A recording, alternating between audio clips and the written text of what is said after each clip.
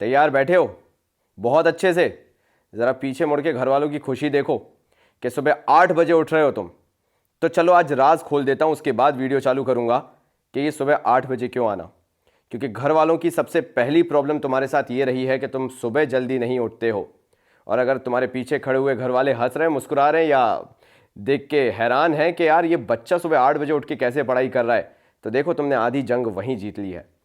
तभी तो मैं कहता हूँ कि कॉमर्स बाबा एक एक्सपीरियंस है। जिनको बहाने मारने वो अभी भी बहाने मार रहे हैं, हम नहीं कर पा रहे हैं, नहीं हो पाएगा ये और वो, लेकिन तुम लोग चैंपियंस हो। तुम लोगों ने वो कर दिखाया है जो वाकई में आज 2020 का बोर्ड तुमसे डिमांड कर रहा है। एक कमिटमेंट, एक सीरियसनेस। और अगर इसी शिद्दत से और गहराई में तैयारी करनी है या और डिटेल्ड वीडियोस चाहिए कि नहीं भैया हमें तो बहुत ही डेप्थ में जाना है, तो आप सबके लिए सिर्फ एक डिसीजन लिया कि आप सबके पास एक हम्बल बंडल होना चाहिए। तो आप कॉमर्स बाबा की ऐप डाउनलोड कर सकते हो और स्टोर सेक्शन में से हम्बल बंडल ले सकते हो। अगर आपको इन डेप्थ डिटेल्ड वीडियोस चाहिए, कॉमर्स बाबा के गेस्ट पेपर्स चाहिए और कॉमर्स बाबा के वो शॉर्ट नोट्स चाहिए जो बाकी जगह 10-10, 15-15 पेजेस के हैं, आप उनको 3 से 4 पेजेस में निपटा सकते हो। अगर आपको चाहिए, you can always go to our commerce Baba app और स्टोर सेक्शन में 20 days please Humble Bundle available है। कहते तू होता कौन है कहने वाला, कहते कौन बातें तेरी सुनने वाला, मुझको ना लेना देना इससे जितने नकली बैठे घर पे सबको एक साथ किया डिसमिस।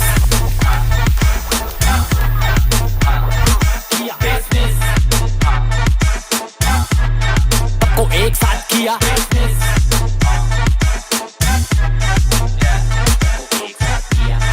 तो भाइयों आज के वीडियो में हम शुरुआत करेंगे human capital and economic growth से। इकोनॉमिक ग्रोथ को बोला जाता है increase in real national income of a country. किस तरीके से हमारा आउटपुट बढ़ता है और उसके कारण नेशन की इनकम बढ़ती है, यह बताया जाता है इकोनॉमिक ग्रोथ के अंदर। तो आज हम बात करेंगे उसी के बारे में, क्योंकि एक चीज ध्यान रखना, a contribution by an educated person is far better than a contribution by an illiterate person in an economy।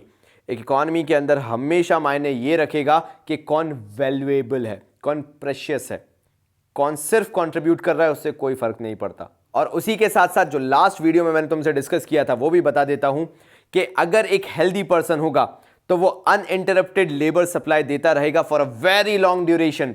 यानी एक हेल्दी लेबर बहुत लंबे वक्त तक काम करता है और काफी सारा टाइम देता है when it comes to the output of any nation, and हाँ उससे इकोनॉमिक ग्रोथ होती है। एक कंसिस्टेंट लेबर हमेशा अच्छा है एक इररेगुलर लेबर से, खासकर वो जो इलिटरेट हो।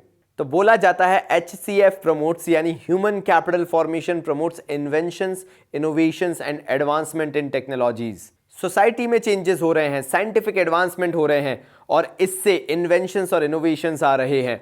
और इन सबको समझने के लिए एक इंसान को सबसे पहले एजुकेटेड होना ज़रूरी है। अगर वो एजुकेटेड है वो इनको रियल टाइम में समझ पाएगा, वरना मैं किसी इंसान को ये भी नहीं समझा सकता कि कीपैड फ़ोन और टच स्क्रीन फ़ोन में क्या डिफरेंस है, या 50,000 के टच स्क्रीन फ़ोन में और 1 लाख के टच स्क्रीन फ़ोन में क्या डिफरेंस है। आप समझ रहे होगे इस बात को, क्योंकि वो चीज़ उतनी ही हार्ड एंड इम्पॉसिबल हो जाती है। देख रहे हो तुम, समझ रहे हो, इम्पॉसिबल हो जाती है कि मैं कैसे समझाऊँ कि यार इसमें कुछ कमियाँ हैं उसमें कुछ ज़्यादा है, प्रोसेसर्स क्या होते हैं, मतलब तुम समझ जाओ। 10 चीज़ें हैं यहाँ पे बताने के लिए जब भी हम बात करते हैं इकोनॉमिक ग्रोथ और ह्यूमन कैपिटल फॉर्मेशन की। यस, एजुकेटेड होना बहुत ज़रूरी है ह्यूमन कैपिटल फॉर्मेशन में कंट्रीब्यूशन के लिए, और तभी आप इकोनॉमिक ग्रोथ में भी कंट्रीब्यूट करोगे। और हाँ, एक और चीज़, अगर आपके पास एजुकेटेड लेबर फोर्स होगा तो आपको टेक्नोलॉजीज़ को अडॉप्ट करने में काफ़ी आसानी होगी, क्योंकि आप जानते हैं कि सामने वाला लेबर सीखने के लिए तैयार है बिकॉज ही इज़ एजुकेटेड।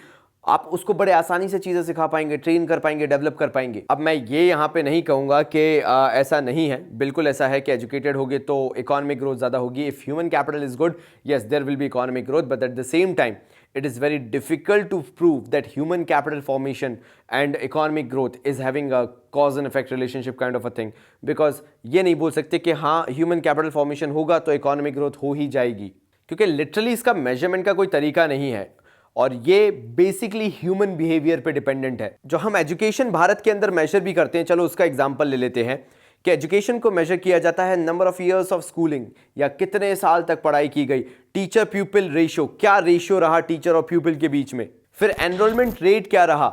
लेकिन इन सब से ये पता नहीं चलता है कि क्वालिटी ऑफ एजुकेशन क्या रही। हमारे भारत के अंदर ऐसा कॉन्टेक्स्ट माना जाता है कि सरकारी स्कूल इन्फीरियर है और या गवर्नमेंट स्कूल इन्फीरियर है और प्राइवेट स्कूल सुपीरियर होते हैं। तो ये यहीं पे तो चीज़ें आके रुक जाती हैं कि एनरोलमेंट से कुछ नहीं पता चला, ईयर्स ऑफ एजुकेशन से कुछ नहीं पता चला, क्योंकि इससे रियल टाइम में कुछ हमें फ़र्क पड़ ही नहीं रहा है। It all depends upon the quality of education और उसको मेजर करने का कोई तरीका नहीं है। और इसी तरीके से लाइफ एक्सपेक्टेंसी और मोर्टेलिटी रेट जो होता है वो कहीं से भी क्लियर डेफिनेशन नहीं दे सकता है कि हेल्थ स्टेटस इंडिया का क्या है, क्योंकि इंसान जिया, लाइफ एक्सपेक्टेंसी बढ़ गई है। हाँ, मानते हैं कि हेल्थ का कंट्रीब्यूशन है, लेकिन क्या वो सालों साल तंदुरुस्त रहा? क्या उसने कोई बीमारी ही फेस ना की? ऐसे बहुत सारे कॉन्टेक्स्ट हैं, ऐसे बहुत सारे अजम्पशंस लेने पड़ जाएंगे। तो ये बहुत बड़ी चीज़ है कि कहीं ना कहीं कंट्रीब्यूशन तो है, बिल्कुल है।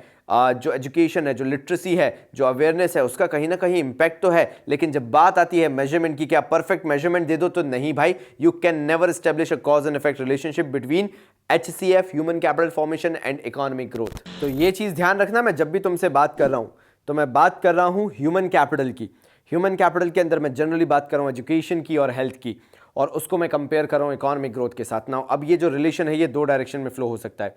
अगर हाई लेवल ऑफ इनकम है तो ये शो करता है कि high level of human capital form हो रहा है, या high level of human capital form करने के कारण लोगों की इनकम हाई हो रही है भाई।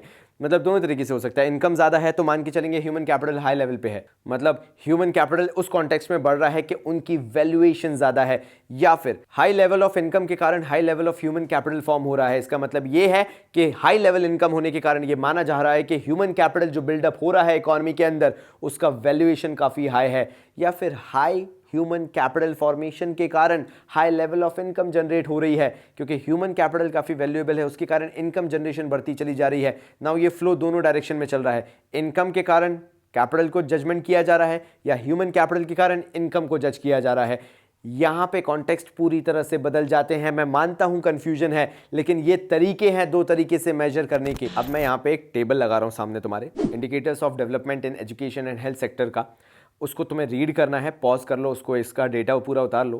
एज सच उसको हार्ड एंड फास्ट याद नहीं करना, ना उतने फिगर्स याद करने हैं, लेकिन क्योंकि मेरा काम है कि तुम्हें 100% चीज़ें देना, तो उस टेबल को एक बार देख लेना, समझ लेना, पॉज करो, फिर आगे बढ़ रहे हैं। नाउ बहुत समय बाद हमारे पास खुशी आई डच बैंक से और वर्ल्ड बैंक से, जिन्होंने बताया कि भारत का जो ग्रोथ रेट है और जो एजुकेशन सेक्टर में इन्वेस्टमेंट है और जो दिख रहा है होते हुए, वो ये है कि भारत जो है काफी अच्छे तरीके से ग्रो कर रहा है ह्यूमन कैपिटल फॉर्मेशन के कॉन्टेक्स्ट में। सो दो इंडिपेंडेंट रिपोर्ट्स तैयार की गई, टू डिफरेंट इंडिपेंडेंट रिपोर्ट्स। अब पता नहीं मैं क्या कह रहा हूं, लेकिन समझ गए तुम।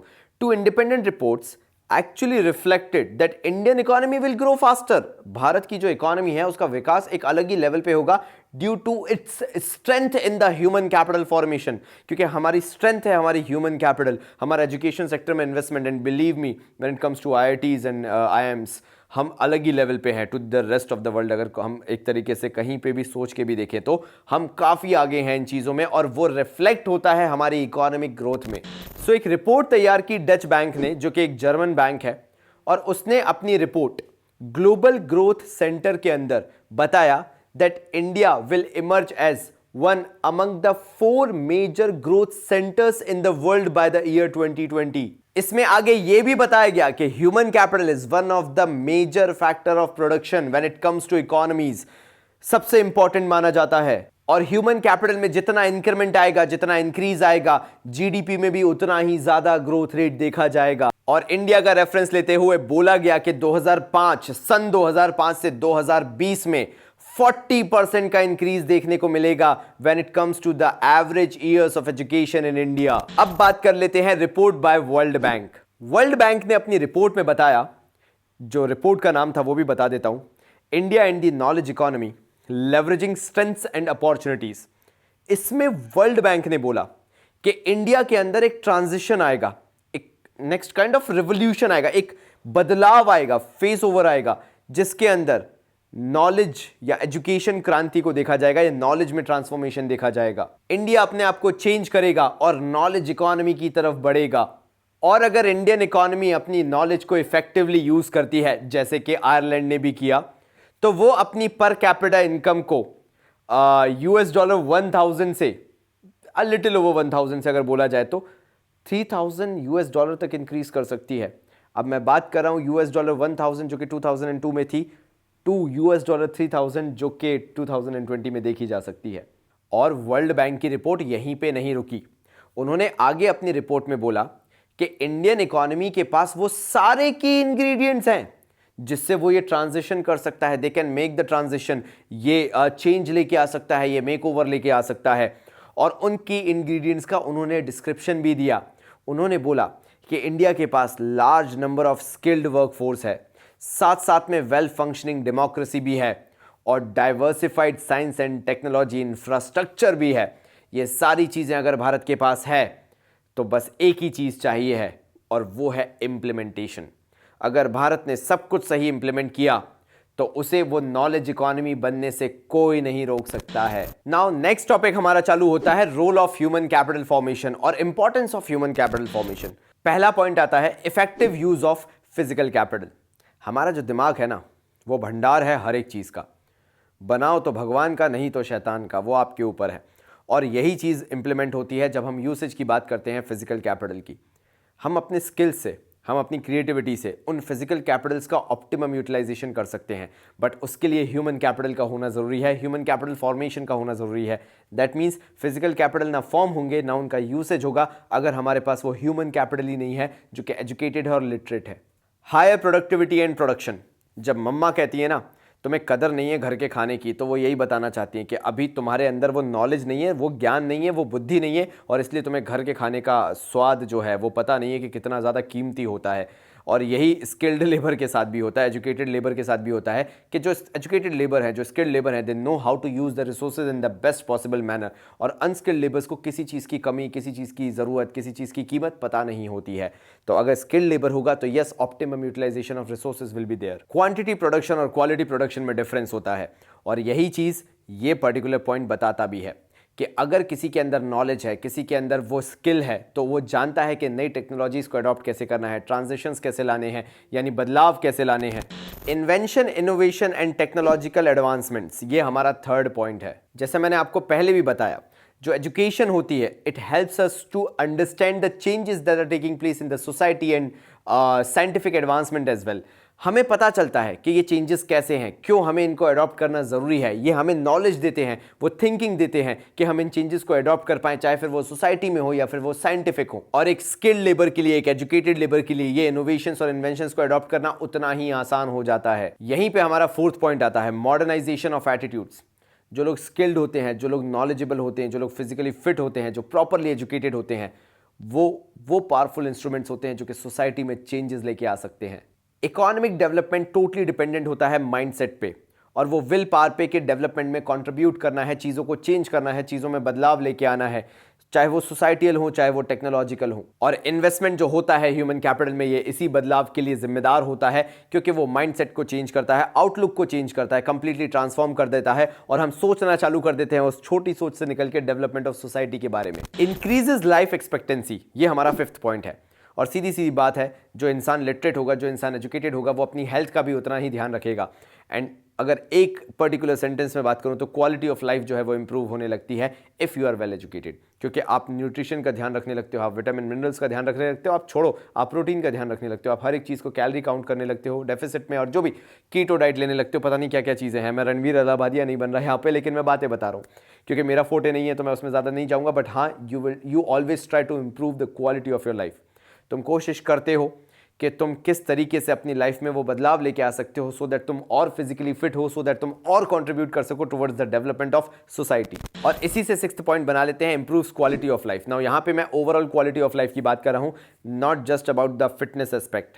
यहाँ पे मैं बात कर रहा हूँ कि जब एक इंसान अच्छा अर्न करने लगता है, एक रिस्पेक्टेबल पोजीशन पे पहुँच जाता है, तो वो अपनी लाइफ को एंजॉय करने लगता है, बिकॉज वो धीरे धीरे अपनी लाइफ से सेटिस्फाई होने लगता है कि यस, वो चेंजेस लेके आया, ना ही अपनी लाइफ में बल्कि और लोगों की लाइफ में भी। वो उसने नई नई चीज़ें सीखी, उसने लाइफ में एक्सपीरियंसेस लिए, उसने जगह जगह घूमा, उसने डेवलपमेंट देखा, उसने डेवलपमेंट में कंट्रीब्यूट किया, लोगों की मदद की। इन सब के कारण कहीं ना कहीं उसका सेटिस्फेक्शन लेवल बढ़ जाता है और उसकी क्वालिटी ऑफ लाइफ जो है वो इंप्रूव होने लगती है। और लास्ट पॉइंट आता है हमारा seventh point, control of population growth. एक एजुकेटेड इंसान जानता है कि फैमिली छोटी होना ज़रूरी है और उतनी जितनी वो संभाल पाए। उस चीज़ की एजुकेशन या उस चीज़ की समझ हमें तभी आती है जब हम वेल एजुकेटेड हैं, हम चीज़ों को समझ सकते हैं कि हमारी फैमिली कितनी होनी चाहिए जिससे हम उनको सपोर्ट कर सकें और आगे उनकी एजुकेशन पे हम कंट्रीब्यूट कर सकें, उनकी ग्रोथ में कंट्रीब्यूट कर सकें, उनको वेल डेवलप्ड कर सकें, उनको कहीं ना कहीं स्टेबल कर सकें लाइफ में।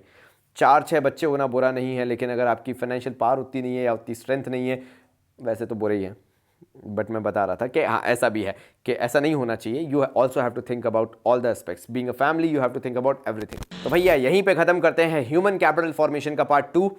अब भाई मुझे लंबा जाना पड़ रहा है क्योंकि तुम लोगों ने मुझ पर भरोसा किया है और मैं तुम लोगों को ऐसे ही तो छोड़ नहीं सकता, तो क्यों ना हम ऐसा थोड़ा बहुत टाइम दे के एक दूसरे के साथ बिता के अच्छे से ही रिवीजन करें, क्योंकि रिवीजन से ज़्यादा तैयारी है। तो मिलते हैं अगले वीडियो में, तब तक के लिए बाबा जी की तरफ से धन्यवाद। कहते कौन बातें तेरी सुनने वाला, मुझको ना लेना देना इससे, जितने नकली बैठे घर पे सबको एक साथ किया डिसमिस।